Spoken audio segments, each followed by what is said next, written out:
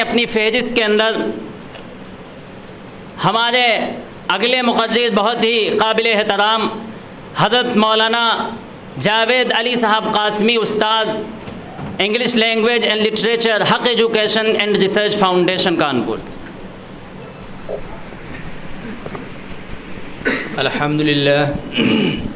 الحمدللہ رب العالمین والصلاة والسلام علی سید الانبیاء والمرسلین، اما بعد۔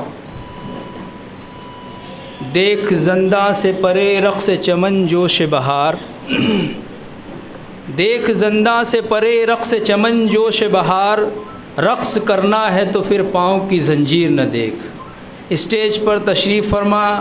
علماء کرام اور محترم سامعین کرام، سب سے پہلے دل کی گہرائیوں سے آپ سب کو یوم آزادی مبارک ہو۔ آج 15 اگست ہے۔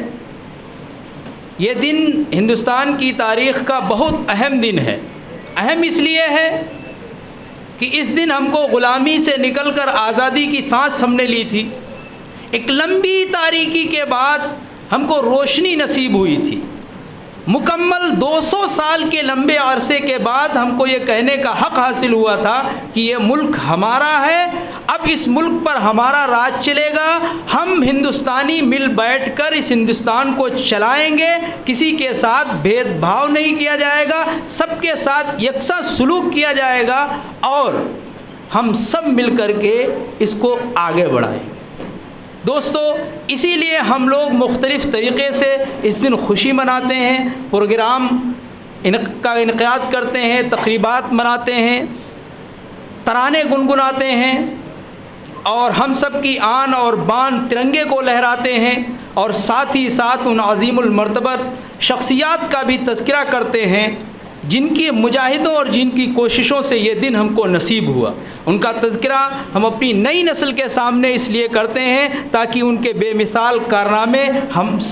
کارناموں سے ہماری نئی نسل واقف ہو سکے، اور ایسا کرنا یہ ہمارا فطری حق ہے، اور اس کو ہم فخریہ کرتے ہیں اور کرتے رہیں گے جب تک آخری سانس باقی ہے۔ لیکن دوستو، جہاں یہ دن ہماری جھولی میں خوشیاں ڈالتا ہے، وہیں ہمیں احتساب کی بھی دعوت دیتا ہے۔ ہر سال یہ آتا ہے اور ہم سے چند سوالات ضرور کرتا ہے۔ یہ ہم سے پوچھتا ہے کہ اے مسلمانوں، کیا تمہاری رگوں میں وہی خون اب بھی باقی ہے جو تمہارے آبا کے اندر تھا، جنہوں نے اپنی جانوں کا نذرانہ پیش کر کے تم کو یہ ملک سونپ دیا ہے؟ اگر وہ خون تمہارے اندر باقی ہے تو پھر الحمدللہ، اور اگر باقی نہیں ہے تو آخر کیوں؟ تم تو صف اول کے قائد تھے، پھر ہیرو سے زیرو کیسے بن گئے؟ تم کو تو قیادت کرنی چاہیے تھی، لیکن پھر اس شخص کے زیر قیادت کیسے آ گئے جو شریک سفر بھی نہ تھا؟ کہیں ایسا تو نہیں بقول علامہ اقبال کہ تھے تو آبا وہ تمہارے ہی مگر تم کیا ہو؟ تھے تو آبا وہ تمہارے ہی مگر تم کیا ہو؟ ہاتھ پر ہاتھ دھرے منتظر فردا ہو، وہ سراپا تم ہو، سراپا گفتار وہ سراپا کردار، تم ترستے ہو کلی کو وہ گلستہ بکنار۔ دوستو، یہ ہر سال مجاہدین آزادی کی روحیں چیخ چیخ کر ہم کو یہ بتلاتی ہیں اور ہم کو جگانے کی کوشش کرتی ہیں کہ اے مسلمانوں، یہ یاد رکھو کہ روحانی قیادت کے ساتھ ساتھ سیاسی قیادت کی ذمہ داری تمہاری ہی ہے۔ یہ کوئی ناممکن چیز نہیں ہے، یہ اپنے ذہن سے نکال دیجئے، کیونکہ 1400 سال پہلے تمہارے نبی محمد عربی صلی اللہ علیہ وسلم نے اس کی بنیاد ڈالی تھی، اور پھر ان کے صحابہ، ان کے ساتھی خلفائے راشدین نے اس مشن کو آگے بڑھایا، اور ہم نے اسی راستے کو پکڑ کر چلے ہیں، تب یہ ملک تم کو سونپ پائے ہیں۔ یہ دن ہم سے چیخ چیخ کر کہتا ہے، ان کی روحیں یہ چیخ چیخ کر پکار کر کہتی ہیں کہ مسلمانوں، یاد رکھو کہ تمہاری انفرادی طاقت اجتماعی شکل اسی وقت اختیار کر سکتی ہے جب اس میں خلوص و للہیت شامل ہو، اور یہ بھی یاد رکھو کہ اگر کسی مشن پہ نکل پڑے ہو، کسی مقابلے کے لیے نکل پڑے ہو، تو کوئی ضروری نہیں ہے کہ روایتی انداز ہی تم کو اپنانا پڑے، تمہیں اپنی تدبیروں پر اور منصوبوں کو تبدیل بھی کرنا پڑ سکتا ہے، کہ جیسا کہ ہم نے کیا 1857 کی ناکامی کے بعد، جب معاملہ یہ پہنچ گیا کہ اب کوئی دوسرا طریقہ اختیار کرنا پڑے گا، تو ہم نے مجاہدین آزادی کو پیدا کرنے کے لیے دارالعلوم دیوبند اور جمعیت علماء ہند کی بنیاد ڈالی، لیکن ایک بالشت بھی اپنے پیچھے ایک قدم پیچھے نہیں ہٹایا۔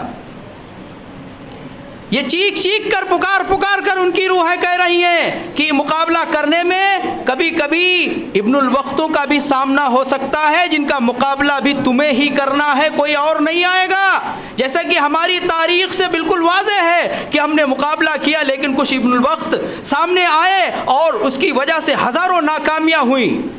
اور ان کی روحیں یہ بھی چیخ کر پکار کر کہتی ہیں کہ مسلمانوں، ظالم سے کبھی گھبرانا نہیں۔ ظالم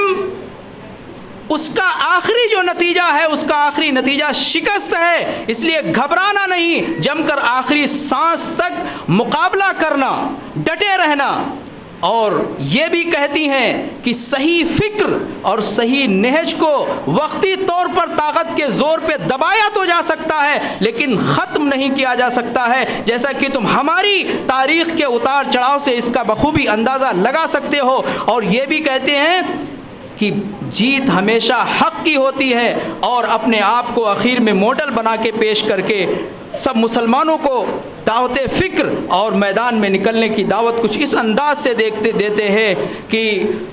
دیکھ زندہ سے پرے رقص چمن جوش بہار، دیکھ زندہ سے پرے رقص چمن جوش بہار، رقص کرنا ہے تو پھر پاؤں کی زنجیر نہ دیکھ، وآخر دعوانا الحمدللہ رب العالمین۔ ماشاءاللہ، اس علم کے شیریں بادل نے قطرے اتنے برسائے،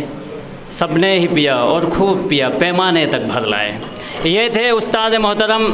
حضرت مولانا محمد جاوید صاحب قاسمی مدظ اللہ العالی۔